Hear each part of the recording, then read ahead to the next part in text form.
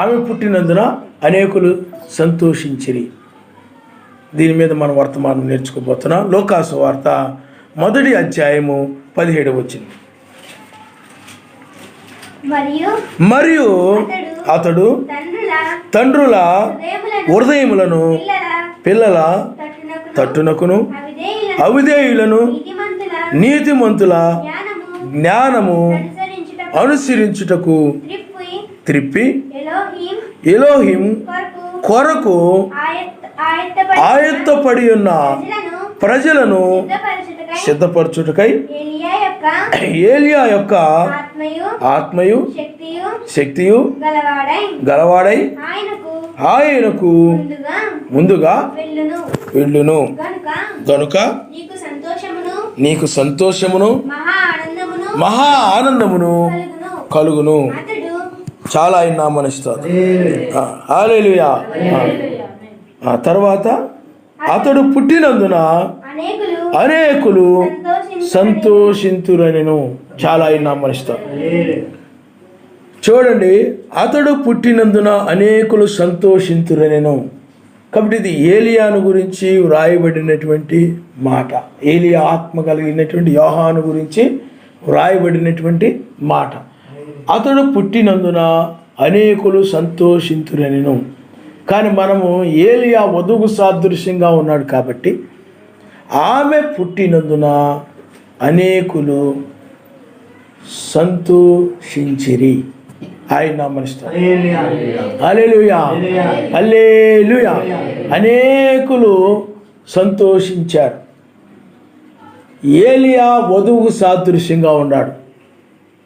అయితే ఏలియా దినాలలో ఏలియా జన్మించినప్పుడు, ఏలియా ఇజ్రాయేల్ మధ్యకు వచ్చినప్పుడు ఇజ్రాయేల్ దేశములో సంతోషం లేదు. యెజెబెలుకు సంతోషం లేదు, ఆహాబుకు సంతోషం లేదు, అక్కడ జనులకు కూడా సంతోషం లేదు.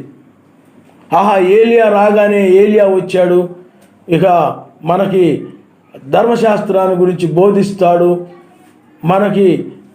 మనల్ని ఈ యొక్క యెజెబెలు యొక్క బోధ నుండి వాటన్నిటి నుండి కూడా వెలుపలికి మనల్ని నడిపిస్తాడు అని చెప్పి చాలా శుభం కలిగింది, చాలా మంచి వార్త అని చెప్పి సంతోషించలేదు. యెజెబెలు ఏం చేసేది చెప్పండి? ఆహాబు ఏం చేసేవాళ్ళు చెప్పండి? ఏలియాకి వ్యతిరేకంగా నడిచేవారు, వ్యతిరేకంగా హింసించడానికో లేదా చంపడానికో ఈ విధంగా రకరకాలుగా ప్రయత్నం చేశారు. కానీ ఏలియా పుట్టినందున అనేకులు సంతోషించిరి. ఇక్కడ ఏం రాయబడింది? అనేకులు సంతోషింతురనెను. కాబట్టి ఏలియా కాలములో యెజెబెలుకు కానీ లేకపోతే ఇజ్రాయేలుకు కానీ, అందుకే ఏలియా అంటాడు, ఈ యొక్క ధర్మశాస్త్రాన్ని త్రోసివేశారు, ప్రవక్తలను చంపేశారు, బలిపీఠాన్ని పడగొట్టేశారు, లేకపోతే త్రోసివేశారు, లేకపోతే పగలగొట్టేశారు. నేను మహారోషము కలిగిన వాడనై నేనొక్కడనే నిలిచి ఉన్నాను అంటాడు. ఆయన హల్లెలూయా, హల్లెలూయా. కాబట్టి అలాంటి ఏలియా పుట్టినందున ఎవరు సంతోషిస్తారు చెప్పండి? ఎవరికి సంతోషం కలుగుతుంది చెప్పండి? సర్వశక్తిమంతులు సంతోషపడతారు, దూతలు సంతోషపడతారు, నీతిమంతులు సంతోషపడతారు తప్ప లోకంలోని వారు ఎవరు సంతోషపడరు. లోకంలోని వాళ్ళు ఎవరు కూడా ఏం చేయరు చెప్పండి? సంతోషపడరు. కానీ అతడు పుట్టినందువలన అనేకులు అంటే అది యోహాను గురించి రాయబడిన మాట.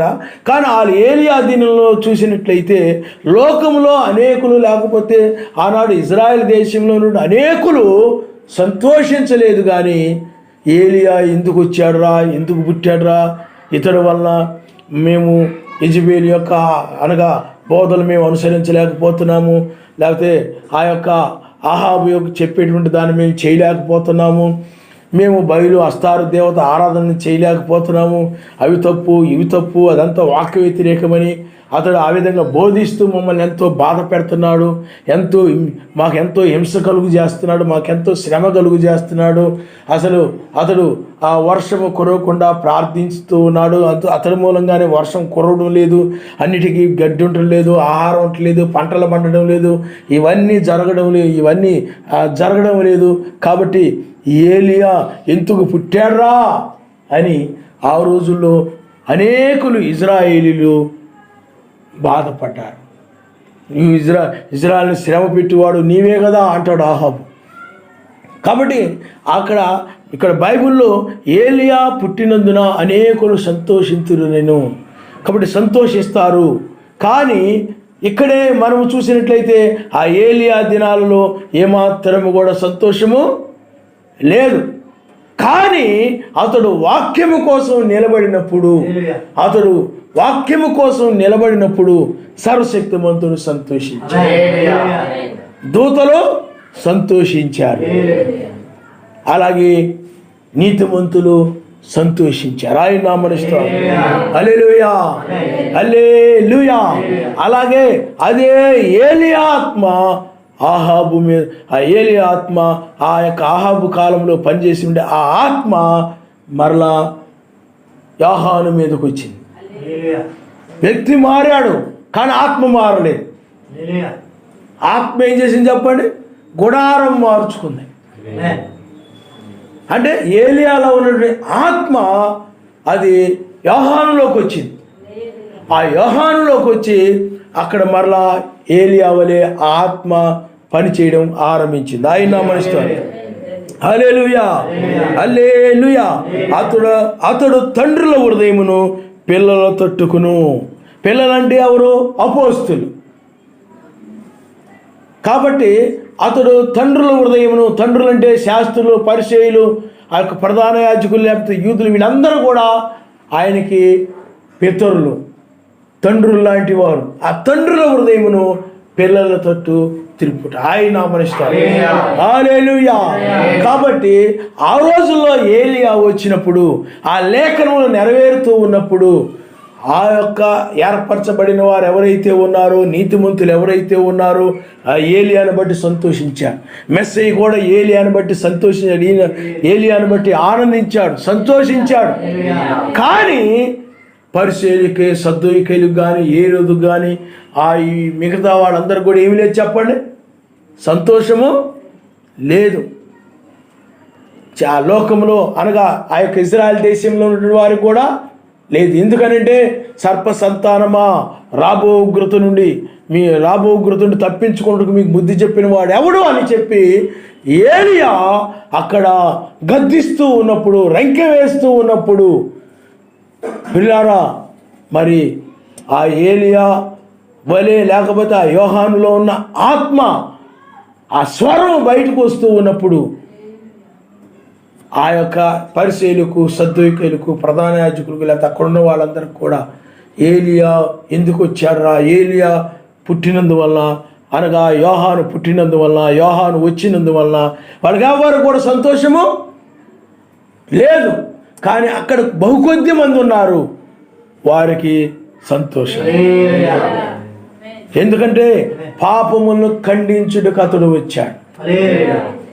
అందుకనే ఏ రోజు ఉంచుకున్నాడు ఇంకొక ఆమెని. దాన్ని ఏం చేశాడు చెప్పండి? యోహాను ఏం చేశాడు చెప్పండి? ఖండించాడు. అది తప్పని ఖండించాడు. తన కుమార్తె చేత నాట్యము ఆడించి నీకేమి కావాలో కోరుకోమంటే రాజు యోహాను యొక్క తల కావాలని అడిగింది.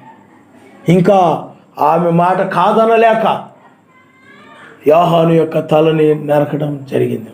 ఎందుకు చెప్తున్నానంటే వాళ్ళకి సంతోషము, ఆమెకు సంతోషం. అంటే పాపులకి అతడు రావడం వలన, యోహాను రావడం వలన, ఏలియా ఆత్మగల యోహాను రావడం వలన సంతోషం లేదు.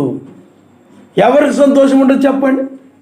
నీతిమంతులకి సంతోషం. ఆయన కోసం కనిపెడుతున్న వారి కొరకు, లేకపోతే ముందుగా నిర్ణయించబడిన వారికి సంతోషం ఉంటుంది. కానీ యోహాను వచ్చినందుకు వాళ్ళ యొక్క పాపమును గద్దిస్తూ ఉన్నప్పుడు, ఖండిస్తూ ఉన్నప్పుడు, ఆ పాపమును వాళ్ళు ఒప్పుకొని నిజమే మా పాపములేంటో, మా దోషములేంటో మాకు చూయించి మేము ఎక్కడ పడిపోయామో, ఎక్కడ తప్పిపోయామో, ఈ వ్యర్థమైన ఆరాధనలు ఏమిటో ఇవన్నీ కూడా మాకు తెలియజేసి వాటన్నిటి నుండి కూడా మమ్మల్ని బయటకు తీసుకొని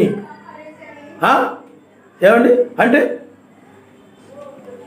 అపోస్తుల బోధ వైపు మమ్మల్ని తిప్పాడు, పిల్లల వైపు మమ్మల్ని తిప్పాడు అని ఆ పాపం విడిచిపెట్టిన వారు సంతోషించి ఉండొచ్చు. ఆ పాపాలు, ఆ దోషాలు, లేకపోతే వాక్య వ్యతిరేకమైన క్రియలు అవి ఏలియా లేకపోతే యోహాను గద్దించినప్పుడు చాలామంది సంతోషపడ్డారు. కానీ పాపాన్ని విడవలేకుండా, పాపాన్ని ప్రేమించేవారు, పాపములో మునిగిపోయి పాపం అనే కంపులో ఆ యొక్క జీవితాన్ని గడుపుతున్నటువంటి వారు ఏలియాని లేకపోతే యోహాన్ని ఏం చేశారనంటే తృణీకరించారు, నిరాకరించారు. ఇతడు ఎందుకు వచ్చాడా ఇజ్రాయెల్ దేశానికి, లేకపోతే ఇజ్రాయెల్ దేశంలో ఎందుకు పుట్టాడు, ఇతడు ఇలాంటి వాడు ఎందుకు వచ్చాడు, ఎందుకు పుట్టాడు అని బాధపడ్డారు. మీకు అర్థమైందా? కానీ నీతిమంతులైనట్లయితే, పాపాన్ని నీతిమంతులుగా ముందుగా నిర్ణయించబడిన వారైనట్లయితే ఏలియా వచ్చినందుకు, లేఖనము నెరవేరుతూ ఉన్నందుకు, ఆ యొక్క మలాఖీలో రాయబడినటువంటి ఆ లేఖనము నెరవేరుతూ ఉన్నందుకు, అరణ్యంలో కేకవే యొక్క శబ్దము ఆ లేఖనము నెరవేర్చబడుతూ ఉన్నందుకు సంతోషించారు. ఆయన నామరుస్తారు. హల్లెలూయా. ఎందుకంటే మెస్సయ్యకు ముందుగా, మొదటి రాకడకు ముందుగా ఏలియా వచ్చాడు. కాబట్టి మెస్సయ్య రాబోతున్నాడు అనే దానికి గుర్తుగా ఆ రోజులో ముందుగా యోహాను వచ్చాడు. ఆ యోహాను వచ్చిన తర్వాత మెస్సయ్య వచ్చాడు. మెస్సయ్య ఏం చేశాడు చెప్పండి? యోహాను చేత బాప్తిజం పొందాడు. ఆయన నామరుస్తారు. హల్లెలూయా. మెస్సయ్య యోహాను వచ్చినందుకు ఏం జరిగింది చెప్పండి? సంతోషించాడు. ఆయన సంతోషము కలిగింది. ఇజ్రాయెల్లో అనేకులకి, లేకపోతే అక్కడున్న పాపములో ఉన్నటువంటి అనేకులకి యోహాను వచ్చినందుకు చాలా సంతోషం వేసింది. అంటే సామాన్యులకి, గొప్పవాళ్ళకి కాదు, సామాన్యులకి ఆ యొక్క యోహాను వచ్చినందుకు సంతోషం వేసింది. కానీ పాపులకైనట్లయితే వారి పాపములు, మీరు సర్ప సంతానమని, లేకపోతే మీరు వ్యభిచారం అనే తప్పని, లేకపోతే ఆ యొక్క అబద్ధములు, మోసములు, అన్యాయములు ఇవన్నీ తప్పని గద్దించినటువంటి వారందరికి కూడా ఏం జరిగింది చెప్పండి? ఇతడు ఎందుకు వచ్చాడురా, మనం పాపాలు చేయనీయకుండా, మనల్ని యొక్క తప్పుడు పనులు చేయనీయకుండా ఇతడు గద్దిస్తున్నాడు, కాబట్టి ఇతడు ఎందుకు వచ్చాడు అని వాళ్ళందరూ కూడా బాధపడ్డారు. పాపాలు చేసే వాళ్ళకి, లేకపోతే వాక్యానికి వ్యతిరేకంగా నడిచే వాళ్ళకి ఆ రోజుల్లో యోహాను వచ్చినందువలన బాధపడ్డారు, కానీ సంతోషించలేదు. మీకు అర్థమైందా? సంతోషం ఎవరు కలుగు చెప్పండి? ఆ దినాన ఆ లేఖనాలు నెరవేరుతున్న ఆ నెరవేర్పును గుర్తించిన వారికి సంతోషం. ఆయన నామనిస్తారు. హల్లెలూయా. హల్లెలూయా. అలాగే మెస్సయ్య ఉన్నాడు. మెస్సయ్య జన్మించాడు. మెస్సయ్య జన్మించినప్పుడు ఎందుకనంటే ఏలియా లేకపోతే యోహాను వధువు సాదృశ్యంగా ఉంటే, అలాగే అక్కడ మెస్సయ్య పెండ్లి కుమారుడు సాదృశ్యంగా ఉన్నాడు. అక్కడే మెస్సయ్య వచ్చినప్పుడు ఇజ్రాయెల్ కూడా సంతోషం లేదు. బైబిల్లో ఏ ప్రవక్తలైనా చూసుకోండి. ప్రవక్తలు వచ్చినప్పుడు మోషే వచ్చాడు. మోషే వచ్చినప్పుడు ఇజ్రాయేలులకి మొట్టమొదటి సంతోషించారు, తర్వాత వాళ్ళకి సంతోషం లేదు. అనవసరంగా మనం ఐగుప్తు నుండి బయటకు వచ్చేసాం, ఐగుప్తు నుండి మనం బయటకు వచ్చేసాం, అనవసరంగా వచ్చేసాం అని ఆ విధంగా మోషేని బట్టి మనల్ని అరణ్యంలో చంపుతున్నాడు, నీరు లేదు, ఆహారం లేదు, చాలా ఇబ్బందులు పడిపోతున్నాం, చాలా అవస్థలు పడిపోతున్నాం. ఐగుప్తు ఈ శ్రమల కంటే ఐగుప్తులోనే బాగుంది, ఐగుప్తులో ఇంత ఇబ్బందులు లేవు, ఇంత చాలా ఇరుకు మార్గంగా ఉంది, ఇది ప్రయాణించడం చాలా కష్టం. కాబట్టి మోషే ఎందుకు వచ్చాడు బాబు, అనవసరంగా వచ్చి మనల్ని ఐగుప్తు నుండి బయటకు తీసుకొచ్చాడని బాధపడ్డారు చాలామంది. మీకు అర్థమైందా? సంతోషించిన వారు మాత్రము ఇద్దరు మాత్రం, యెహోషువ కాలేబులు. నిజంగా ఏలియా రావడం వలన మోషే రావడం వలన మనము ఈ యొక్క కానానులోనికి మనం ప్రవేశించగలిగాం. ఆ యొక్క బండను కొట్టగా నీరు వచ్చింది, మన్నాను భుజించాం. ఈ విధంగా వాళ్ళు దాన్ని బట్టి సర్వశక్తిమంతుని చేసి కార్యం బట్టి వాళ్ళు సంతోషించారు. మోషే వచ్చినందువల్ల ఆనందం కలిగింది వాళ్ళకి. కానీ ఈ యొక్క వ్యభిచారులకి, విగ్రహారాధన చేసేటువంటి పాపులకి, అన్యులతో సహవాసం చేసి, లోకస్తులతో సహవాసం చేసి, వాళ్ళతో పాటు తిరిగి వాళ్ళు చేసే పాపాలు వీళ్ళు కూడా చేసేవాడు ఇజ్రాయెల్. ఇటువంటి వాళ్ళందరికీ కూడా మోషే అది తప్పని ఖండించినప్పుడు సర్వశక్తిమంతుడు తెలియజేసిన దాన్ని బట్టి అది తప్పని చెప్పినందువల్ల, వాళ్ళు ఆ పాపము గద్దించినందువల్ల వాళ్ళందరూ ఏం చేశారంటే, వాళ్ళు మోషే ఎందుకు వచ్చాడు బాబు అని మోషే ఎందుకు వాళ్ళు సంతోషించలేదు. మీకు అర్థమైందా? మోషే ఎందుకు వాళ్ళు ఏం చేయలేదు చెప్పండి? సంతోషించి దాతాన్, అబీరాము, కోర వీళ్ళు ఉన్నారు, వాళ్ళు కూడా సంతోషపడలేదు. మోషే వాళ్ళు ఆ కాలంలో వాళ్ళు ఏం చేశారు? విశ్రాంతి దినాన్ని మీరిపోయారు. ఆ విశ్రాంతి దినాన్ని మీరిపోయినప్పుడు మోషే దాన్ని తప్పు అని చెప్పాడు. దానికి మీ అంగీలకి నీళ్ళు సూత్రాలు తగిలించుకోవాలని చెప్పాడు. కానీ వాళ్ళందరూ ఏమన్నారంటే, నువ్వు అందరి మీద నిన్ను హెచ్చించుకుంటున్నావు, నువ్వు పెద్ద గొప్పవాడు అనుకుంటున్నావు, సమాజంలో అందరూ కూడా పరిశుద్ధులే, నువ్వు హెచ్చించుకుంటున్నావు, నువ్వేదో గొప్ప అధికారి కావాలనుకుంటున్నావు అని మోషేని ఏం చేశారు చెప్పండి? తిరస్కరించారు. వాళ్ళకి మోషే అంటే వాళ్ళకి సంతోషము కలగలేదు. కాబట్టి ఇక్కడ మెస్సయ్య విషయంలో కూడా అదే జరిగింది. మెస్సయ్య అంటే కూడా ఇజ్రాయెల్కి సంతోషం కలగాలి. ఎందుకంటే ఇతర ధర్మశాస్త్రాన్ని మీరిపోతాం. ఎందుకంటే ఆయన వస్తే మోషే ధర్మశాస్త్ర ప్రకారంగా నడుస్తాడు అనుకున్నారు వాళ్ళు. అందుకనే వాళ్ళ ఆలోచనలకు తగినట్టుగా ఆయన రాలేదు. అందుకనే మనుషుల ఆలోచనలు వేరుగా ఉంటాయి, సర్వశక్తిమంతుల ఆలోచనలు వేరుగా ఉంటాయి.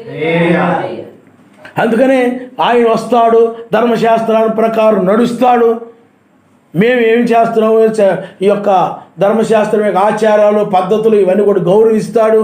శనివారము దాన్ని గౌరవిస్తాడని వీళ్ళందరూ కూడా అలా తలస్తూ ఉన్నారు.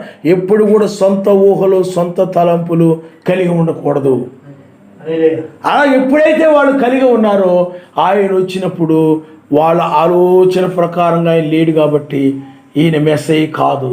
ఇప్పటికీ కూడా యూదాయిజం అనే ఒక మతం ఉంటుంది, అది మెస్సయ్యకి వ్యతిరేకంగా పనిచేస్తుంది. ఇప్పటికి కూడా ఈ మెస్సయ్య అనేది తప్పు, ఈయన మెస్సయ్య కాడు. ఇప్పటికి కూడా వాళ్ళు ఒప్పుకోరు.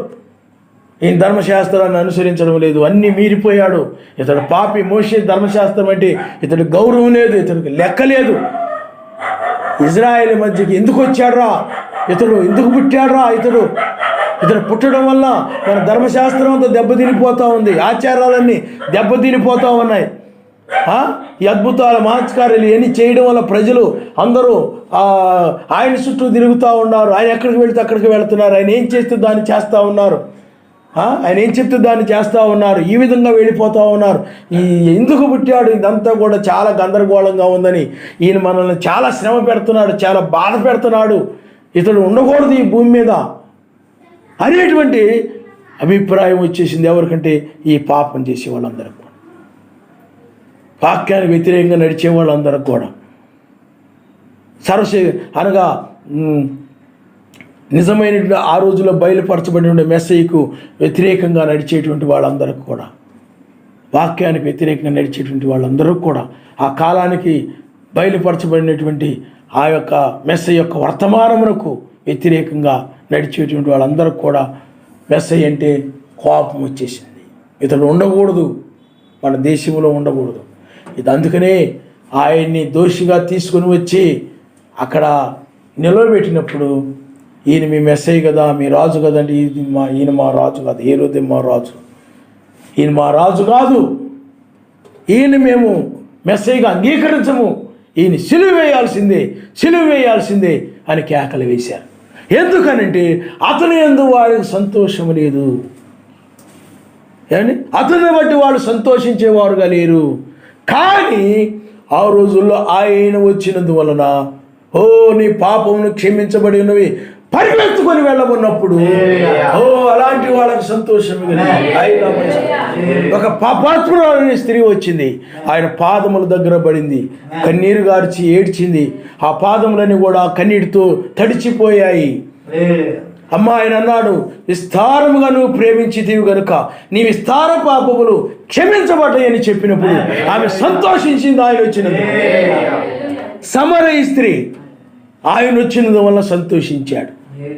నిజమే, నా పాపములు తెలియజేశాడు ఈయన ప్రవక్త, ఈయన అని చెప్పి ఆమె ఆ యొక్క మెస్సయ్య వచ్చినందుకు ఆమె యొక్క పాపములన్నీ కూడా తెలియజేసినందుకు నిజంగా ఈయన మెస్సయ్య అని ఆ సంతోషాన్ని ఆ ఆనందాన్ని ఆ ఊరు వారు తెలియజేసి, ఇదిగో మెస్సయ్యని నేను కలిశాను, మెస్సయ్యని నేను చూశాను, ఆ బావి దగ్గర కలిశాను, ఆయన నా పాపములని తెలియజేశాడు, ఆయనే మెస్సయ్య.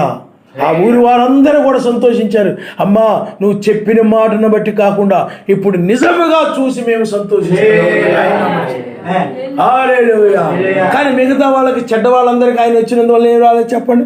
సంతోషము లేదు. మీకు అర్థమైందా? చెడుతనాలు చేసే వాళ్ళకి, వాక్యానికి వ్యతిరేకంగా నడిచే వాళ్ళకి ఈ రోజుల్లో కూడా వాక్యం అంటే సంతోషం ఉండదు, మెస్సేజ్ అంటే సంతోషం ఉండదు. ఆ రోజుల్లో కూడా వాళ్ళకి ఏమి లేదు చెప్పండి? సంతోషం లేదు. శాస్త్రులకి, పరిశీలికి, ప్రధాన యాజకులు. కానీ జక్కయ్య ఉన్నాడు, ఆయన ఇంటికి వచ్చాడు, జక్కయ్య ఇంటికి వచ్చాడు. ఈయన కూడా అబ్రాహాము కుమారుడే. ఎందుకంటే ఎవరైతే అన్యాయం, ఎవరి దగ్గర అయితే నేను అన్యాయం తీసుకున్నాను, అక్రమం తీసుకున్నానో అది నాకు చెందింది కాదు, కానీ నేను దాన్ని తిరిగి 4 అంతులు మరలా ఇచ్చేస్తానని ఎప్పుడైతే అన్నాడో అప్పుడు ఏం జరిగింది చెప్పండి? ఈయన అబ్రాహాము కుమారుడే అన్నాడు. అప్పుడు జక్కయ్య చాలా సంతోషపడాడు, ఈయన వచ్చినందుకు, మెస్సయ్య పుట్టినందుకు, మెస్సయ్య వచ్చినందుకు సంతోషించారు. అంటే నీతిని ప్రేమించేవారు, సత్యాన్ని ప్రేమించేవారు, ప్రేమను ప్రేమించేవారు, దయ, కనికరము, జాలి అలాంటి లక్షణాలు ప్రేమించేవారు, నిజముగా దయ కలిగినటువంటి ఆయన, కనికరము కలిగిన ఆయన, ప్రేమ కలిగిన ఆయన, క్షమించే గుణం కలిగిన ఆయన వచ్చినందుకు చాలా సంతోషించారు. కానీ మిగతా వాళ్ళు అయినట్లయితే ఎందుకు పుట్టాడురా, ఎందుకు వచ్చాడురా, ఇక్కడి దేశంలో ఎందుకు పుట్టాడురా, ఇతడు పట్టుకుండా బాగుండేది, మనకు నెమ్మది లేకుండా చేస్తున్నాడు, సంతోషం లేదు వాళ్ళ. కానీ సామాన్యమైన జనులు ఆయన వచ్చినందువల్ల సంతోషపడ్డారు, ఆయన ఏలియా వచ్చినందువల్ల సంతోషపడ్డారు. అలాగే మనము ఈ లౌదీయ సంఘ కాలంలో మనము ఏలియా ఆత్మను మనం చూస్తున్నాం. ఈ లౌదీయ సంఘ కాలంలో జాన్సన్ గారు కానీ లేకపోతే బ్రహ్నాం గారు వీళ్ళందరూ కూడా ఏలియా ఆత్మ కలిగి 5 రకాల పరిచర్యలో ఉన్న వారిలో ఏలియా ఆత్మ ఉంది. ఈ యొక్క ఏలియా ఆత్మ కలిగిన వారు అపోస్తుల బోధన మరలా తిరిగి బోధిస్తూ ఉన్నప్పుడు ఏలియా ఆత్మ కలిగిన వారు నిజమైన వధువు, జగత్తు పునాది వేయబడక మునుపు నిర్ణయించబడిన వధువు, ఆ వధువు ఆ యొక్క వర్తమానమును విని వీళ్ళు బోధించిన సర్వశక్తిమంతుడు ఒక్కడే, నామములోనే రక్షణ, ఈ యొక్క శాఖ సిద్ధాంతాలు ఇవన్నీ కూడా తప్పు, ఇవి బైబిల్కు వ్యతిరేకము, ఈ మత్స్యాగ సంఘాలు ఇవన్నీ కూడా అని వాళ్ళు బోధించినప్పుడు నిజమైన వధువు ఏలియా ఆత్మ కలిగినటువంటి ఆ బ్రహ్నాం గారు కానీ జాన్సన్ గారు వీళ్ళందరూ బట్టి ఆ యొక్క వధువు ఏం చేసి చెప్పండి? సంతోషించింది. ఆయన హల్లెలూయా. అనేకులు ప్రపంచంలో ఇప్పుడు సంతోషిస్తూ ఉన్నారు. నిజముగా ఏలియా రావడం వలన, ఈ లౌదీయ సంఘకాలంలో ఏలియా రావడం వలన సర్వశక్తిమంతుడు ఒక్కడిని, ఆయన నామంలోని రక్షణని, అనేక మర్మాలు బయలుపరచబడ్డాయి, అనేక విషయాలు బయలుపరచబడ్డాయి. కాబట్టి ఏలియా రావడం వలన, ఏలియా పుట్టడం వలన అనేకులు అనగా ప్రపంచంలో ఆయన వధువు సంతోషిస్తూ ఉంది. ఆయన హల్లెలూయా. కానీ మత్స్యాగ సంఘాలకైనట్లయితే జాన్సన్ గారు ఎందుకు పుట్టారా, బ్రహ్నాం గారు ఎందుకు పుట్టారా, ఈ పాస్టర్ గారు ఎందుకు పుట్టారా, సంఘాలన్నీ కూడా గలిబిలి చేసేస్తున్నారు. ఆతిథ్యం తప్పు అంటున్నారు, నేట దినాలు తప్పు అంటున్నారు, క్రిస్టమస్ తప్పు అంటున్నారు. సంఘాల్లో వాళ్ళకి జవాబు చెప్పలేకపోతున్నాం, లేఖనాలు చూపించమని అడుగుతున్నారు, జవాబు చెప్పలేకపోతున్నాం. ముగ్గురు అంటే మరి త్రిత్వంలో బాప్తిజం పొందినట్టు ఎక్కడుందో లేఖనాలు చూపించమంటున్నారు, మనం చెప్పలేకపోతున్నాం. సంఘాలు గలిబిలి అయిపోతున్నాయి. వీళ్ళు మనల్ని శ్రమ పెట్టడానికి వచ్చారు, బాధించడానికి వచ్చారు. వీళ్ళు రావడం వల్ల మనకు సంతోషం లేదు, బాధే తప్ప సంతోషము లేదని రోమన్ క్యాథలిక్ సంఘం కానీ, బాప్టిస్ట్ సంఘం కానీ, పెంతెకొస్తు మొదలైన శాఖ సంఘాలన్నీ కూడా ఏలియా లౌదీయ సంఘ కాలంలో వచ్చినందువలన సంతోషించలేదు, కానీ వాళ్ళు బాధపడ్డారు. వాళ్ళని అందువల్లనే ఆ యొక్క కాలంలో ఏలియా వర్తమానం నమ్మిన వారిని, అంగీకరించిన వారిని వాళ్ళు శ్రమ పెట్టారు, బాధించారు, హింసించారు. వీళ్ళకి ఏమి లేదు చెప్పండి? ఏలియా వచ్చినందువల్ల సంతోషము లేదు. కానీ ఆయన వధువు మాత్రము ఏలియా వచ్చినందువల్ల సంతోషపడిపోయింది. ఆయన హల్లెలూయా, హల్లెలూయా. అందుకని ఏలియా వచ్చినప్పుడు మొదటి రాకడలో ఏమి జరిగిందో అదే తిరిగి మరలా జరిగాయి. మొదటి రాకడలో అద్భుతాలు, సూచక్రియలు, మహత్కార్యాలు, స్వస్థతలు ఇవన్నీ జరిగాయి. ఉదయ రహస్యాలు చెప్పబడడం మొదటి రాకడలో జరిగాయి. అవే మరలా బ్రహ్నాం గారు పరిచయం జరిగాయి. మరలా ఈ కార్యాలన్నిటిని బట్టి ఏలియా వచ్చినందువల్ల, ఏలియా ద్వారా మనిషి కుమారుని పరిచయం జరుగుతూ ఉన్నప్పుడు నిజమైన వధువు సంతోషించింది. ఆయన హల్లెలూయా. అదే ఈ లోకంలో ఉండే సంఘశాఖలైనట్లయితే అవి దయ్యం వలనే అవన్నీ కూడా స్వస్థతలు, అద్భుతాలు అవన్నీ బ్రహ్నాం గారి జీవితంలో జరుగుతున్నాయని మెస్సీ నానాడు ఎలాగైనట్లయితే బయల్జెబూబు అన్నారు, ఇలాగా ఏలియా వర్తమానమును కాలములో కూడా అదే విధంగా లోకము అన్నారు. ఎందుకు చెప్తున్నానంటే వీరికి ఆనందము లేదు ఏలియా వచ్చినందువల్ల, వాళ్ళకి నిద్ర లేదు ఏలియా వచ్చినందువల్ల, ఏలియా వర్తమానమును బట్టి. అందుకని కొన్ని దేశాల్లో, రష్యాలో 7వ దూత వర్తమానమును వాళ్ళు బ్యాన్ చేశారు. మత్స్యాల సంఘాల్లో ఒకడు దుర్బోధలు ఆయన ఒక పుస్తకం రాశాడు. ఆ పుస్తకంలో మొట్టమొదట అందరు ప్రవక్తలందరిలో భయంకరమైన దుర్బోధకుడు ఎవరు అనేది బ్రహ్నాం గారిని మొదట బ్రహ్నాం గారి గురించి రాశాడు. అలాగే జాన్సన్ గారు ఎక్కడైనా మీటింగ్ పెట్టినప్పుడు మత్స్యాల సంఘాల వాళ్ళకి సంతోషం ఉండేది కాదు. ఆ సంతోషం ఉండక అందరం గట్టు కట్టేసి మీరు ఎవరు కూడా ఆ మీటింగ్కి వెళ్ళొద్దు, ఆ ప్రార్థనకి వెళ్ళొద్దు, ఎవరు అక్కడికి వెళ్ళొద్దు. ఎందుకనంటే వాళ్ళకు సంతోషం లేదు. శుభవర్తమానం వచ్చినందుకు, మంచి వర్తమానం వచ్చినందుకు, కాలం తగిన ఆహారం వచ్చినందుకు సాతాను సంబంధమైన మనుషులకి, మత్స్యాల సంఘాలకి ఏమి లేదు చెప్పండి. పాపం చేసేటువంటి దుర్బోధనలో నడిచేవారికి, దుష్ట బోధనలో నడిచే పాప బోధనలో నడిచేటువంటి వారికి, పాప సిద్ధాంతాలతో నడిచేటువంటి వారికి ఏలియా వర్తమానం అంటే సంతోషం లేదు. ఏమి లేదు, సంతోషము లేదు. నిజమైన వధువుకి సంతోషిస్తాయి. హల్లెలూయా, హల్లెలూయా. అలాగే నీవు పుట్టినందుకు ఎందుకంటే ఆ వర్తమానమును, ఏలియా వర్తమానమును విశ్వసించుటకు నీవు పుట్టినందుకు, ఏలియా పుట్టినందుకు ఎలాగో అదే ఆత్మ నీలో ఉంటుంది కాబట్టి ఏలియా ఆత్మ నీవు పుట్టినందుకు కూడా పరలోకములను నీతిమంతులు అనే అబ్రహాము, ఇస్సాకు, యాకోబు వాళ్ళందరూ కూడా సంతోషిస్తారు. హల్లెలూయా. పరిశుద్ధులందరూ కూడా ఏం చేస్తారు చెప్పండి? నిన్ను బట్టి సంతోషిస్తారు. ప్రకృతి కూడా నిన్ను బట్టి సంతోషిస్తాం. ఎందుకనంటే మరలా భూమి మీదకి మరలా వారు వచ్చినప్పుడు ఆ యొక్క భూమి నుండి, అనగా ఆ యొక్క లోకం నుండి, పాపం నుండి, చీకటి నుండి, ఈ శాపము నుండి భూమి కూడా విమోచించబడుతుంది. కాబట్టి నీవు పుట్టినందుకు కూడా పరలోకంలో ఏమని చెప్పండి? సంతోషం. నీతిమంతులకి సంతోషం. ఈ చివరి కాలపు వధువు కోసమే వాళ్ళు చూస్తున్నారు. ప్రకృతి అంతా కూడా ఎదురు చూస్తుంది నీ గురించి. ఎందుకంటే ఈ యొక్క సమయంలో నువ్వు వస్తే లోకానికి విమోచన, అంటే ప్రకృతికి విమోచన, లోకము అంటే ప్రపంచానికి ఏమి జరుగుతుంది చెప్పండి? పాపము నుండి విమోచన కలుగుతుంది, మరణం నుండి విమోచన కలుగుతుంది, దుఃఖం నుండి విమోచన కలుగుతుంది. అందుకని సర్వశక్తిమంతుని కుమారుని యొక్క ప్రత్యక్షత కొరకు సృష్టి యావత్తు మునుగుచు ఉన్నదని బైబిల్లో రాయబడింది. ఆ మహిమ గల స్వాతంత్రము తను పొందుదునని అదేం చేస్తే చెప్పండి? మునుగుతూ ఉంది. కాబట్టి ఇప్పుడు నీవు జన్మించడం వల్ల, నీవు పుట్టడం వల్ల చాలా సంతోషం కలుగుతూ ఉంది. ఆయన నామమున హల్లెలూయా, హల్లెలూయా. అలాగే ఇప్పుడు మరలా ఈ తెల్లవారుజామున వేకువ నక్షత్రము ఉదయించడం వలన ఇప్పుడు వధువు సంఘాల్లో వాళ్ళకి ఏమి లేదు చెప్పండి? వధువు సంఘాల్లో నుండి బోధకులకి సంతోషం లేదు. వధువు సంఘాల్లో అబద్ధ వధువుకి, దుష్ట వధువుకి సంతోషం లేదు. నీతి సూర్యుని రాకడ, వధువు ద్వారా నీతి సూర్యుని రాకడని, వధువు ద్వారా రాకడ జరుగుతూ ఉందని క్రీస్తు బ్రహ్మము బోధలు ఇవన్నీ తప్పు అని, పాప బోధలని, వీటన్నిటిని చెప్పడం వలన ఈ బోధకులందరికి కూడా సంతోషము లేదు. కానీ నిజమైన వధువు ఈ వేకు నక్షత్రమును బట్టి సంతోషపడతాం. లోకమునకు సువార్త ద్వారాలు మూయబడ్డాయి అనే మాటను బట్టి మత్స్య సంఘాలకు కానీ వీటన్నిటికి కూడా ఏం లేదు చెప్పండి, సంతోషం లేదు. లోకన సువార్త ద్వారాలు మూయబడ్డా.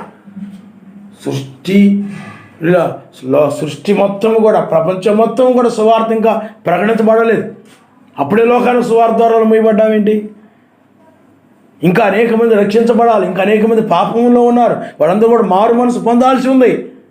ఈ మాట చెప్తే చాలామందికి ఏం చేస్తారు చెప్పండి, సంతోషం వేయడంలా. లోకానికి సువార్త ద్వారాలు మూయబడ్డాయి. ఈ తెల్లవారుజామున మనం మధ్యాకాశాన్ని కొనుగోబడతాం.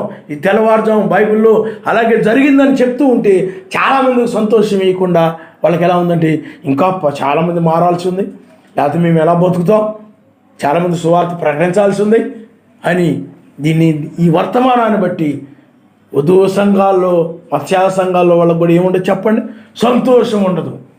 కానీ విమోచన కొరకు, విడుదల కొరకు ఏలియా వర్తమానమును నమ్మి ఆ నమ్మిన వారు ఈ యొక్క వర్తమానం బట్టి సంతోషిస్తూ ఉంటారు. ఆయన హల్లెలూయా.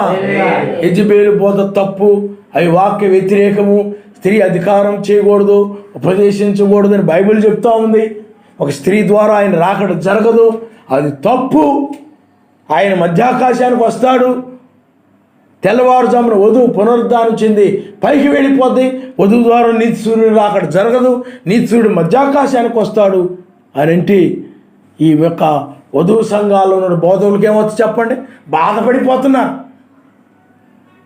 సంతోషం అంటలేదు వాళ్ళకి, బహుకొద్ది మందికి తప్ప అనేక మందికి సంతోషం లేదు. 1963లోనే రాకడ జరిగిపోయింది. ఇప్పుడు మరలా 1995లో రాకడ వేకు నక్షత్రం రాకడ జరిగింది. బోధిస్తూ ఉన్నాడు. చాలా సమాజంలో వాళ్ళందరూ కూడా, సంఘాల్లో ఉన్న వాళ్ళందరూ కూడా ఇదేంటి 1995లో రాకడ జరిగింది, అది ఎన్ని లేఖనాల ప్రకారం కనపడిపోతూ ఉంది. ఆ వేకు నక్షత్ర వర్తమానం 1995లో రాకడ జరిగింది, 96లో బయలుపరచబడింది. ఇవన్నీ కూడా 4 జాములు, 8వ దినము, తెల్లవారుజాము, 3వ దినము, ఇవన్నీ కూడా లేఖనాలు సరిపోతూ ఉన్నాయి. మరి 1963లో జరిగిందనేది అది నమ్మే విధంగా కనపట్టలేదు అని విశ్వాసులు, చర్చి వాళ్ళు, లేదా క్రీస్తు బ్రహ్మామేడ్స్ బోధకుల్లో ఉన్నట్టు ఆ చర్చి వాళ్ళు అడిగినప్పుడు వీళ్ళు ఏమైపోతున్నారు చెప్పండి, ఈ యొక్క వేకు నక్షత్ర వర్తమానం ఎప్పుడు వచ్చిందిరా, ఇవి తీసుకొచ్చారా, మీకు అర్థమైందా? ఇదెందుకు వేకు నక్షత్ర వర్తమానం వచ్చింది, మనకి ఇబ్బంది పెట్టడానికి. ఈ ఫిలోమోను ఎందుకు వచ్చాడు, ఈయన బోధ ఏందండి బాబు ఇది, రకరకాలుగా మనుషులు ఏమనుకున్నారు చెప్పండి, అభిప్రాయపడుతూ ఉన్నారు. కానీ నిజమైన వధువు వేకు నక్షత్ర వర్తమానాన్ని బట్టి ఏం చేస్తారు చెప్పండి, సంతోషపడుతూ ఉంటుంది. ఎందుకంటే ఇది విమోచన సమయమని, విమోచన కాలమని ఆమె సంతోషపడతాం. ఎందుకనండి ఆమెలో ఏలియా ఆత్మ ఉన్నది, ఆయన నామనిస్తారు. హల్లెలూయా. అందువలన ఆయన బిడ్డలు జన్మించినప్పుడు, నీవు జన్మించినప్పుడు, ప్రవక్తలు జన్మించినప్పుడు సంతోషము ఎవరు కలిగి చెప్పండి, పరసంబంధమైన వారికే కలిగింది. పాపులు కలగల, పాపులు బాధపడ్డారు, ఎందుకు పుట్టారా వీళ్ళని, ఎందుకు జన్మించారా, బోధించనీయకుండా చెయ్యాలి, ప్రసంగించనీయకుండా చెయ్యాలి, ఎవరు ఆయన చెప్పేవి కూడా మీరు, వాళ్ళు చెప్పేవి కూడా మీరు వినకండి, చదవకండి. ఎందుకంటే వాళ్ళకు బాధ, సంతోషం లేదు. కాబట్టి పిల్లారా, ఆయన వధువు సంతోషపడుతుంది. ఆయన హల్లెలూయా. గుంపక్కర్లేదు ఆయనకి, పరిశుద్ధులు కావాలి, ఆయన ఎందుకు సంతోషించేవారు కావాలి.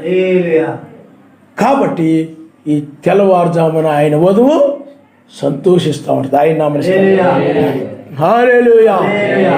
ఇప్పుడు నీవు జన్మించడం వలన,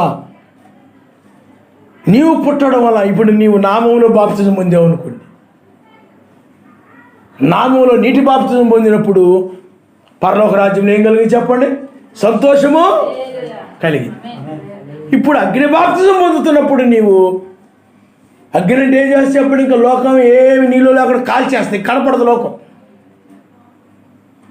ఇప్పుడు నువ్వు అగ్ని బాప్తిజం పొందుతున్నప్పుడు ఇప్పుడు నీవు ఇది ఒక పుట్టుక. ఏ విధంగా చెప్పండి? నీవు ఆత్మ సంబంధముగా నువ్వు పుట్టావు అంటే నీవు నీటిలో బాప్తిజం పొందినప్పుడు క్రొత్త జన్మ పొందుకున్నావు, క్రొత్త జీవితాన్ని పొందుకున్నావు. దీనివల్ల ఏం జరుగుతూ ఉందనంటే ఈ శరీరం మరలా కొత్తది అవుతుంది. నీవింకా పాపపు పాత లోకం నుండి తెంచబడి ఇక శాశ్వతమైన దానిలో వెళ్ళిపోతున్నావు. హల్లెలూయా. ఈ బాప్తిజమును బట్టి నీవు అందుకని చిన్న బిడ్డల వంటి వారే పరలోక రాజ్యాన్ని ప్రవేశిస్తారు. ఒక చిన్న బిడ్డ వలె మారిపోతాం. చిన్న బిడ్డలో దుర్నీతి ఉండదు, వైరం ఉండదు, కక్ష ఉండదు, ఇలాంటివి ఉండవు. ఇప్పుడు నువ్వు కూడా చిన్న బిడ్డ వలె నీతిమంతుడుగా ఉంటావు. నీతిమంతుడుగా ఉండి సమాధానం కలిగి ఉండి పరిశుద్ధాత్మను బట్టి నువ్వు ఆనందిస్తూ ఉంటావు. ఇప్పుడు నువ్వు ఒక చిన్న బిడ్డ వలె మారిపోయావు.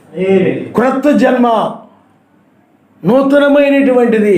అందుకని నువ్వు నీటి బాప్తిజం పొందిన దానికంటే కూడా అగ్ని బాప్తిజం పొందుట ద్వారా నీవు ఇక పరిపూర్ణముగా నీవు నూతనముగా జన్మించినటువంటి ఒక క్రొత్త వ్యక్తివి. ఆయన నామరుస్తాను. హల్లెలూయా. ఇప్పుడు నామములను క్రొత్త బాప్తిజం, నామములు బాప్తిజం పొందుట ద్వారా నువ్వు పైనుండి పుట్టావు, పైనుండి క్రిందకు వచ్చావు నీటి బాప్తిజం పొందుట ద్వారా. ఇప్పుడు అగ్ని బాప్తిజం పొందుట ద్వారా ఇప్పుడు కింద నుండి పైన పడుతున్నావు. ఆయన నామరుస్తాను.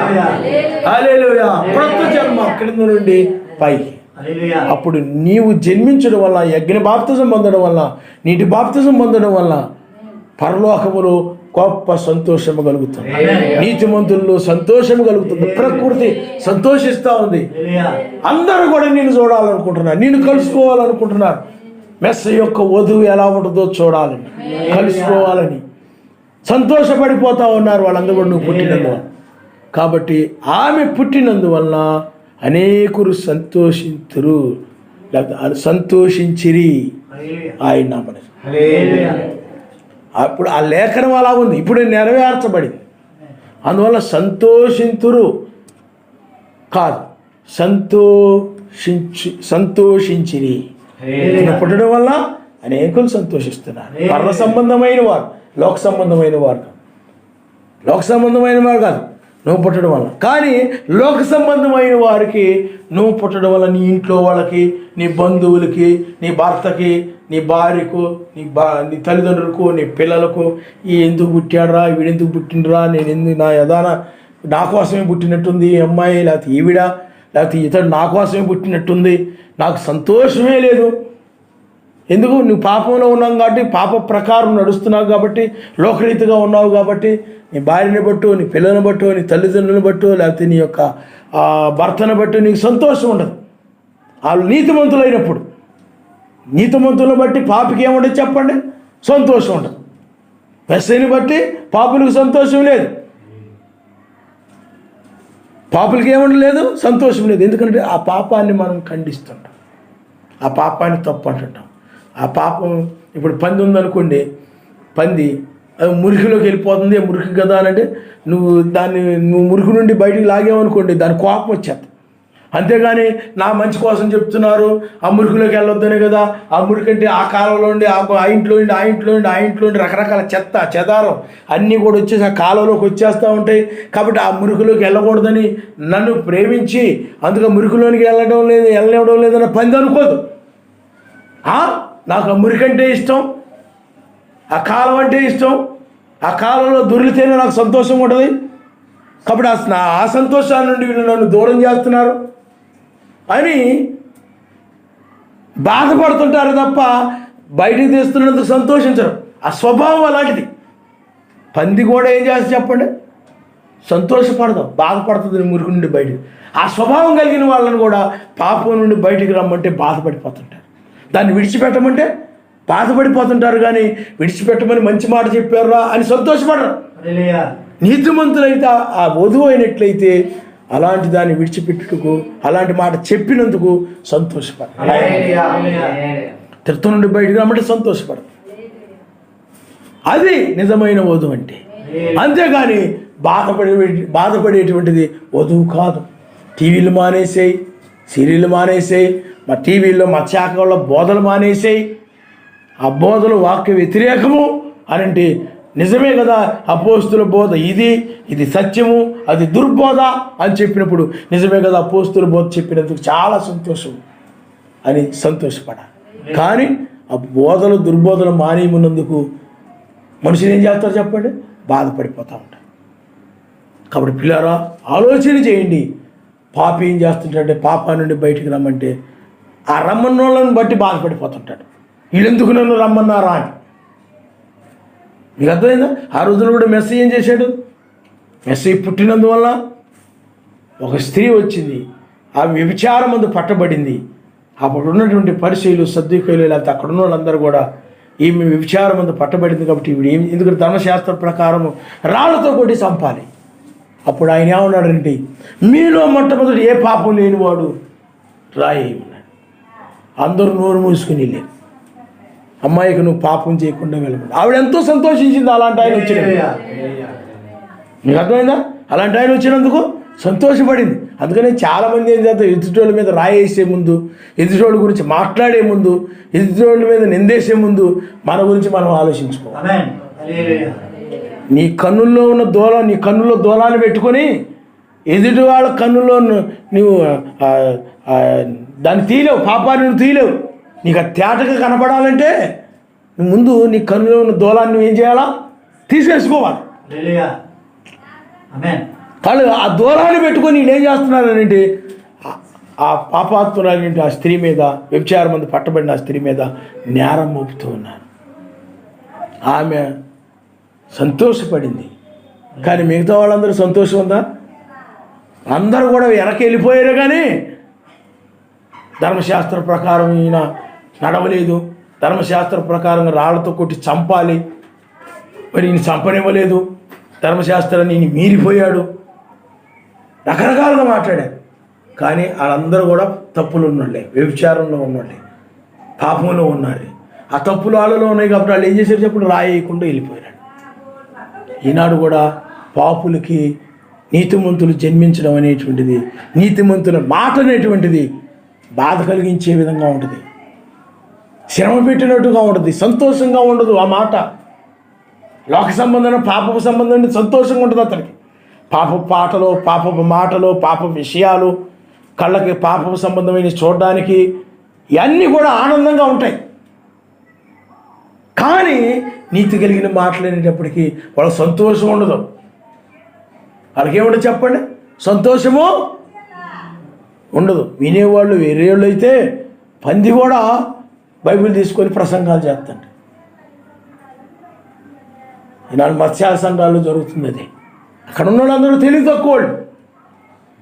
తెలివైన వాడైనట్లయితే ఆయన ఒక్కడనేది గ్రహించగలుగుతాడు. తత్వం అనేది విగ్రహ సంబంధమైనది అనేది గ్రహించగలుగుతాడు.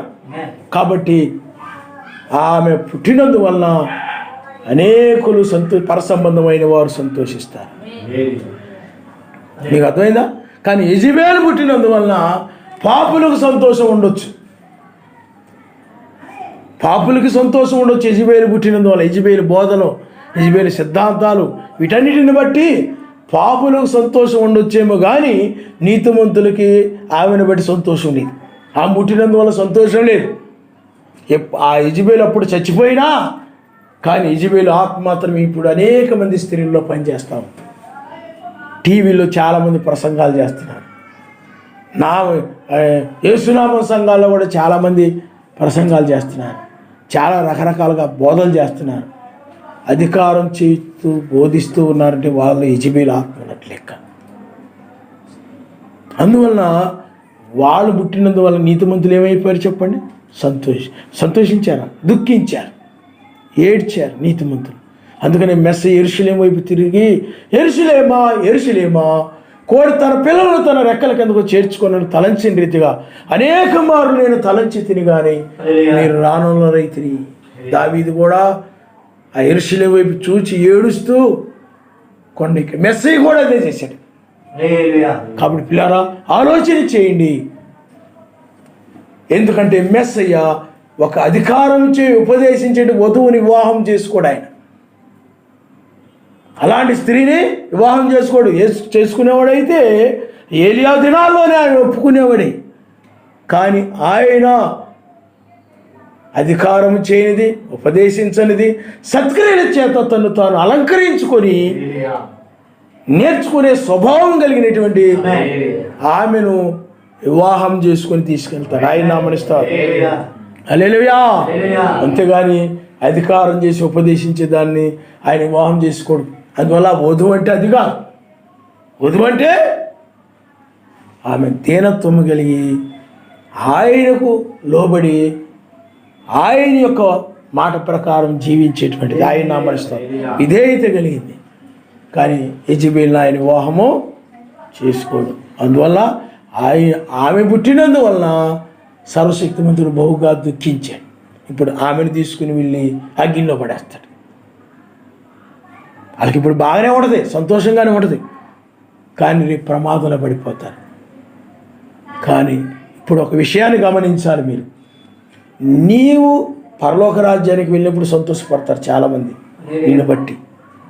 కానీ రేపు పాతాళంలో పడిపోయిన తర్వాత అనేక మంది యెజబెల్ని బట్టి బాధపడతారు. అబ్బా ఈమెయిల్ బోధన నమ్మడం వల్లనే, ఆమె మాటలు వినడం వల్లనే, ఆమె యొక్క అధికారం ఉపదేశం వల్లనే మనం ఇప్పుడు ఈ నరకంలోకి వచ్చేసాం. వీడు బోధ అనవసరంగా మనం విన్నాం. ఈవిడ వల్లనే మనకి ఈ నరకం అనేది వచ్చింది. అగ్ని ఆరడం లేదు, పురుగు చావడం లేదు. ఆమెను గురించి బాధపడతారు. అక్కడ ఇప్పుడు సంతోషంగా ఉండొచ్చు వాళ్ళు, ఒకవేళ ఉంటే మత్స్య సంఘాలు. రేపు నరకంలో పడినప్పుడు ఆ తీర్థవాన్ని ఎందుకు నమ్మి, నీ పాస్టర్ గారు తీర్థం బోధించడం వల్లనే నేను ఇక్కడికి వచ్చేసాను, అది నమ్మడం వల్ల ఇక్కడికి వచ్చేసాను నేను. ఇలాంటి దినాలు ఈయన జరిగించాడు, నేను అలాంటి దినాల్లో పాలు పొంది దాన్ని చేసినందువల్ల నేను ఇక్కడికి వచ్చేసాను, ఈ పాస్టర్ గారి మూలంగానే వచ్చేసాను నేను. లేదా ఆ యొక్క సహోదరి లేకపోతే ఆ యొక్క విశ్వాసి క్రిస్టమస్ చేసిన తప్పేం లేదని చెప్పడం వల్ల నేను క్రిస్టమస్ జరిగించాను. ఇప్పుడు ఆమెను బట్టి లేకపోతే ఆ యొక్క విశ్వాసిని బట్టి నేను ఈ నరకానికి వచ్చానని ఒకరిని బట్టి ఒకరు అక్కడ బాధపడిపోతూ ఉంటాను. కానీ మనం అక్కడ ఏం చేస్తాం చెప్పండి? సంతోషపడుతుంటాం. ఆయన మెస్సయ్య అయ్యా నువ్వు రాబట్టే నేను నీ వర్తమానం బట్టి, నీవు రాబట్టే మెస్సయ్య నిన్ను పంపబట్టే, ఈ యొక్క వర్తమానం బట్టే నేను రక్షించబడ్డాను. ఏలియా వర్తమానం బట్టి నేను రక్షించబడ్డాను. వేకుల వర్తమానం బట్టి పునరుద్ధానం చెందాను నేను అని ఒకరిని బట్టి ఒకరు అక్కడ ఏం చేస్తారు చెప్పండి? సంతోషిస్తారు. నరకంలో ఏముంటుంది చెప్పండి? ఒకరిని బట్టి ఒకరు బాధపడతారు. ఈ పనికి మనోడి వల్లే నేను ఇక్కడికి వచ్చాను, ఈ పనికి మన పాస్టర్ వల్లే నేను ఇక్కడికి వచ్చాను, ఈ పాస్టరమ్మ వల్లే నేను ఇక్కడికి వచ్చాను. అసలు బైబిల్లో పాస్టరమ్మ అనే మాట లేదు. మీకు అర్థమైందా? కాపరి అను, కాపరి రాలు అని లేదు బైబిల్లో. వీళ్ళు పెట్టుకున్నారు. ఇప్పుడు అది కూడా ఇప్పుడు ఇంకా ఏం చేశారంటే పాస్టర్ అని శారా, పాస్టర్ రెబకా అని పెట్టుకుంటున్నారు. ఇప్పుడు పాస్టర్ మార్చేసుకున్నారు. రేపు వీళ్ళందరూ కూడా ఇప్పుడు బాగానే ఉంటుంది. పాస్టర్ గారు వందనాలండి, చాలా బాగా బోధించారండి, చాలా బాగుంటుందండి, మీరు పంపిస్తున్నటువంటి అన్నీ కూడా చాలా బాగున్నాయి, పాస్టర్ గారు చాలా బాగా చెప్తున్నారు, పాస్టర్ గారు కంటే మీరే బాగా చెప్తున్నారు అనొచ్చు. ఇలాగ అన్నోళ్ళందరూ కూడా రేపు ఆవిడ తిడతారు. నీ మూలంగానే మేము ఈ నరకంలోకి వచ్చాం. మీకు అర్థమైందా? చాలా గొప్పగా చెప్పారండి, శనివారం అని ఆరాధన తప్పు లేదని, లేకపోతే క్రిస్టమస్ అని చాలా బాగా జరిగించారండి, చాలా బాగా చేశారండి, పాస్టర్ గారు చాలా ఖర్చు పెట్టి చాలా గ్రాండ్గా చేశారు, విశ్వాసులు అందరూ కలిసి చాలా అద్భుతంగా చేశారు. అన్నోళ్ళందరూ కూడా ఏం అద్భుతం, సూపర్, చాలా బాగా ఆనందించే వాళ్ళు అందరూ కూడా నరకంలో పడిపోయిన తర్వాత తిట్టేస్తారు అందరూ. ఈయన వల్లే నేను నరకానికి వచ్చాను. నీకు అర్థమైందా? కాబట్టి నీవు పుట్టడం వలన, ఈమె పుట్టడం వలన, ఆయన వధువు పుట్టడం వలన అనేకులకు సంతోషం కలిగింది. ఆయన హల్లెలూయా. అనేకులు సంతోషించారు, అది నీవు పుట్టడం వలన. అందువల్ల వాళ్ళు సంతోషించే విధంగా నీ జీవితం ఉండాలి చివరి కాలంలో. ఆయన హల్లెలూయా. సరే, తల ఉంచుకోండి, మనం ప్రార్థన చేసుకుందాం. నువ్వు పుట్టినందువల్ల ఆయనకి సంతోషం కలగాలి. నిన్ను వివాహం చేసుకున్నందుకు మెస్సీకి సంతోషం ఉండాలి. ఒక అధికారం ఉపదేశించి యజమానులు ఆయన వివాహం చేసుకోవాలి. ఆమె గుణ లక్షణాలను బట్టి ఆయన వివాహం చేసుకుంటాడు. నీవు పుట్టినందువల్ల ఆయన సంతోషము కలగాలి. ఆయన 2000 సంవత్సరాలు వచ్చినందుకు ఈ తెల్లవారుజామున ఆయన యొక్క వాక్యమును బట్టి నీకు సంతోషం కలుగుతూ ఉండాలి. చాలా మంది వాళ్ళ యొక్క తప్పులు చూపిస్తే బాధపడిపోతుంటారు. సంతోషపడాలి. అయ్యో, నాలో ఎక్కడ తప్పు ఉందో తెలియజేశారు కాబట్టి సంతోషపడి ఆ యొక్క తప్పుని విడిచిపెట్టడం, ఆ తప్పుని వదిలేయడం. ఆ నక్షత్రం ఉదయించినప్పుడు వాళ్ళు మాత్రం ఆ నక్షత్రాన్ని చూశారు. మిగతా వాళ్ళు ఎవరు కూడా నక్షత్రం కనబడలేదు. ఈనాడు కూడా ఈ నక్షత్రము ఆ 3 జ్ఞానులకు మాత్రమే కనబడే రీతిగా నీకు మాత్రమే ఈ నక్షత్రం కనబడతా ఉంది. నీవు మాత్రమే ఈ నక్షత్రాన్ని చూడగలుగుతున్నావు. మిగతా వాళ్ళకైనట్లయితే ఆ నక్షత్రం ఏమిటో తెలీదు. ఆ నక్షత్రాన్ని వాళ్ళు చూడలేరని మనము గ్రహించగలుగుతాం. ఈ చివరి కాలంలో పైకెత్తబడాలి అనంటే, పై కొనుకోబడాలి అనంటే ఆయన ఎందుకు సంతోషిస్తూ ఉండాలి. నువ్వు పుట్టినందుకు నీ జీవితము పరిశుద్ధమైనదిగా, నీతిమ కలిగినదిగా, ఆయన వెంటిదిగా ఉన్నందును బట్టి ఆయన నిన్ను బట్టి సంతోషించేవాడుగా ఆయన నిన్ను బట్టి ఆయన సంతోషిస్తూ ఉన్నారు, ఆనందిస్తూ ఉన్నారు. దూతలు, ఆ నీతిమంతులు, అబ్రాహాము, ఇస్సాకు, యాకోబు వాళ్ళందరూ కూడా, ప్రకృతి కూడా ఇక తను విమోచించబడబోతూ ఉన్నారు. తనకు విమోచన సమయం వచ్చిందని ప్రకృతి కూడా ఇప్పుడు సంతోషపడుతూ ఉన్నది నిన్ను బట్టి.